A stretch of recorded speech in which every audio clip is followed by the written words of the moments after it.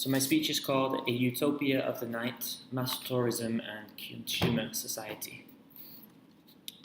Good afternoon, ladies and gentlemen.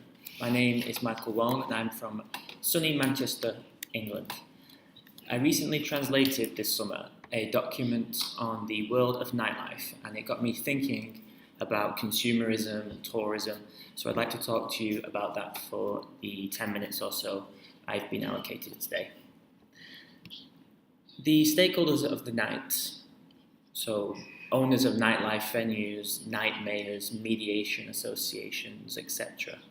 Throughout the piece, those are the authors of the piece, they were arguing that the world of the night, that nighttime should be expanded and given more authority, more money, more autonomy, because the daytime nowadays is so full and there's very little room for economic expansion, especially in urban areas. Thus, they outlined a utopia of a world where people did a lot more things at night.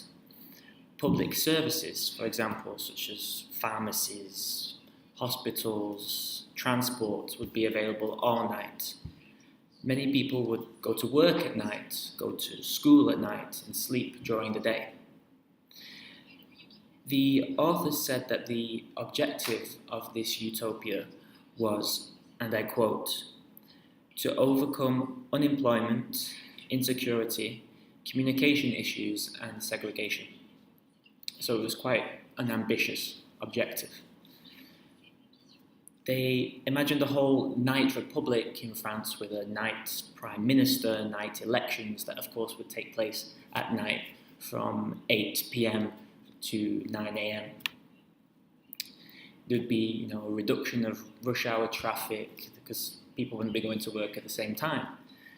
There'd be improved safety at night, so for women walking home at night, they would feel safer because there'd be more people on the streets, there'd be people going to work, people walking around, and the lighting would be different. But I think that the main reason that they were talking about this, that they want the night to have more resources, more activities, is because there's an economic interest. I think that was the real reason behind the proposal. Now, I doubt that anybody in real positions of power would ever seriously get on board with the idea that doctors, tax officials, and teachers would have to work all night. I can imagine the strikes in France already. But the mere fact that people have to consider exploiting the night as the day is now full, that was quite shocking to me. So why is the daytime full? In the text, they gave a few figures about Paris, a population of 12.1 million, 33.8 million tourists per year, 3,300 bars, 38,000 restaurants, and 200 nightclubs. You get the drift. So whenever I'm lucky enough to find out about something cool going on in Paris, I turn up full of hope and expectation, only to find a queue worthy of a Disneyland attraction, or even worse, the dreaded full sign. It's like with the Journée du Patrimoine. You hear about this event that's coming up and everybody's telling you that it's going to be great, that you get to see all of these different buildings, you have access to things you can't normally see. But this year, I heard that the queue for the Élysée Palace was up to 8 hours long. Thus, the authors of the text that I was translating, they advocated using the night as a way to reduce congestion during the day in cities.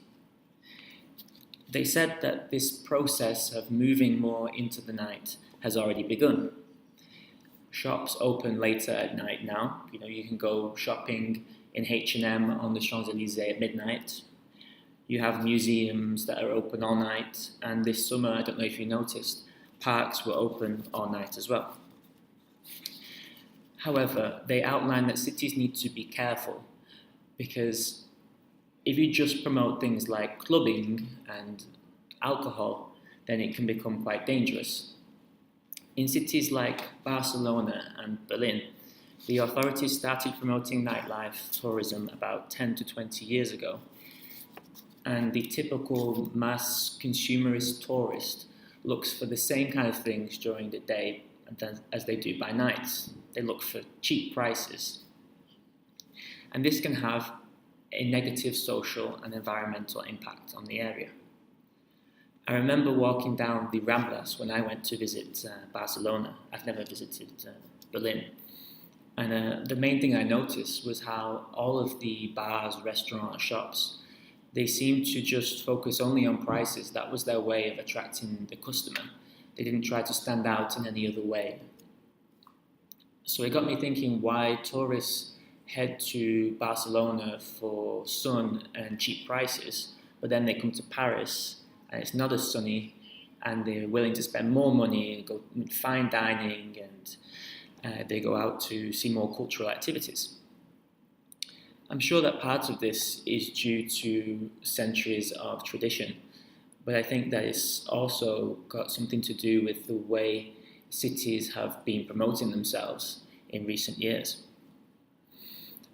Anyway, the Generalitat of Barcelona has decided to reduce both nighttime and daytime tourism by 25% in the coming years. And that's due to the negative impact that tourism is having. There's a drug problem, alcohol problem, and crime in the city. However, the local authorities never admit that they made this problem themselves due to past greediness. They just always wanted to attract quantity over quality in their tourism. It all comes down to the issue of needing people in your area. You need people to encourage economic growth. But once you get that growth, you need to keep it going and going, growing and growing, until the situation becomes untenable, as it has in Barcelona, Berlin, or other areas.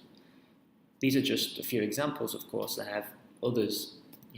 I heard that in Thailand recently they had to close off some of those lovely beaches with the jungle mountains in the background. There's Australia that has had to invest millions and millions to try and save the Great Barrier Reef due to human activity, problems caused by human activity. There's Machu Picchu, which I visited recently, which has now put limits on the number of tourists that are allowed to enter. The list goes on and on. And yet, we've not come close to the peak of human activity, according to the OECD.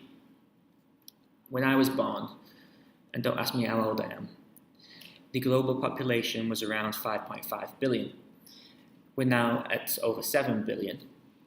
And depending on my luck and how well I take care of myself, I could live to see us reach 11 billion. 11 billion is the point the OECD is predicting as when the global population will start to plateau and begin to decrease. So I could see the global population double in my lifetime. But double the population does not mean just double the impact on the environment. It means much more than that, as I'm sure you're all aware. In the fairly short duration of my lifetime thus far, the total amount of material produced by mankind, and when I say material I mean food, clothing, objects, everything we produce, the total amount of material produced has doubled despite the population only increasing by 25% during this period. In the text that I translated, which was a white paper, it's called a white paper, the authors suggested that the night is the solution when things become too busy during the day, but I remain unconvinced. I think major cities such as Paris have now come close to total capacity, and the solution is to put people elsewhere. We can't carry on growing these cities. But any answer to the issue of overcrowding would, of course, only be part of the response to a wider issue, the issue of a growing population and the general impact we are having on this little blue planet.